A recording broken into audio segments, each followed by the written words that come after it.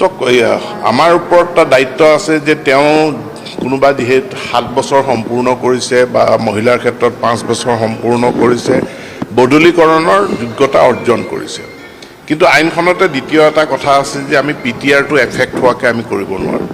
এতিয়া কোনোবা এজন শিক্ষক মই কালিও দেখিছোঁ যে তেখেত ফিজিক্সৰ পিজিটি হয় বিদ্যালয়খনত এজনেই ফিজিক্সৰ টিচাৰ আছে তেওঁ যোগ্যতা অৰ্জন কৰিছে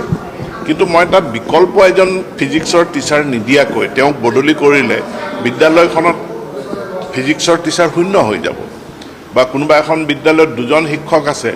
এজনক বদলীকৰণ কৰি দিলেই মানে সিঙ্গল টিচাৰ হৈ যাব এতেকে বিকল্প তাত কাক দিব সেই কামখিনি কৰিবৰ কাৰণে ডাইৰেক্টৰেটক নিৰ্দেশ দিয়া হৈছে যে আপুনি ট্ৰেন্সফাৰ দিব পাৰিব কিন্তু তাত বিকল্প কাক পোষ্টিং দিব সেইটো ঠিক কৰি লওক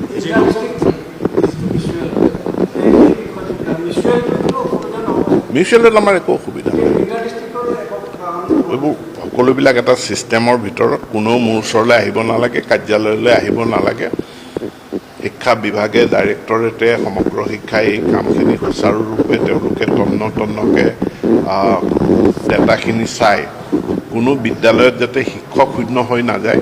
কোনো বিষয়ত যাতে শিক্ষক শূন্য হৈ নাযায় সেই কথাটোলৈ দৃষ্টি ৰাখি ট্ৰেন্সফাৰ অৰ্ডাৰবিলাক ৰিলিজ কৰিম মই গোটেই বিষয়টো জিলা পৰ্যায়ত চাবলৈ দিছোঁ মই ডি চিসকলকে অনুৰোধ জনাইছোঁ তেওঁলোকে জিলা পৰ্যায়তে বিষয়টো চাব মই এতিয়াও কৈ আছোঁ এইটো এটা ৰাষ্ট্ৰীয় দায়বদ্ধতা এটা আছে আমাৰ সকলোৰে যে চেঞ্চাছটো হ'ব লাগিব চেঞ্চাছ নহ'লে আমাৰ প্লেনিং কেনেকৈ হ'ব আমাৰ পৰিকল্পনা কেনেকৈ হ'ব গতিকে এইটো এটা ৰাষ্ট্ৰীয় দায়বদ্ধতা আৰু যিহেতু শিক্ষা বিভাগতে চৰকাৰৰ আটাইতকৈ বেছি আমাৰ শিক্ষক কৰ্মচাৰী থাকে গতিকে শিক্ষকসকলকে আমি তেওঁলোকে দায়িত্ব দিছে কিন্তু যাতে ইয়াক এটা অলপ যুক্তিসংগতভাৱে ক'তো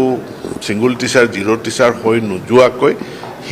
মানে যাতে শৈক্ষিক ব্যৱস্থাটোও চলি থাকে চেঞ্চাছো চলি থাকে তাৰ কাৰণে নিৰন্তৰভাৱে আমি GED ডিপাৰ্টমেণ্টৰ লগত চেঞ্চাছৰ লগত জিলা আয়ুক্তসকলৰ লগত আমি কথা পাতি আছোঁ